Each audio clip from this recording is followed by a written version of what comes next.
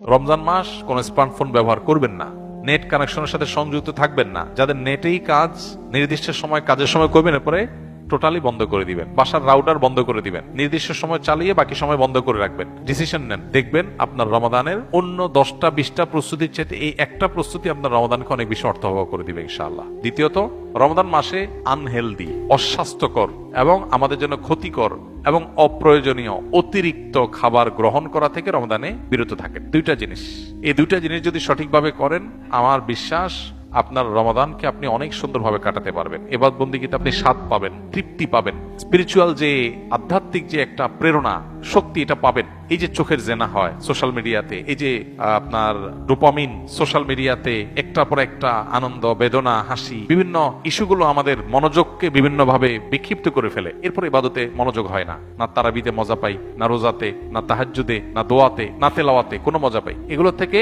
আপনার সঠিক সুফলটা পেতে হলে আপনাকে নিয়ন্ত্রণ করতে হবে দুটা জিনিস। অনেক জিনিসের খোলাসা দুটা জিনিসের মধ্যে চলে আসবে। অতিরিক্ত খাদ্য গ্রহণ, অস্বাস্থ্যকর খাদ্য গ্রহণ না করে পরিমিত ভালো খাবার গ্রহণ করেন, স্বাস্থ্য ভালো থাকবে, ভেতর থেকে শক্তি পাবেন।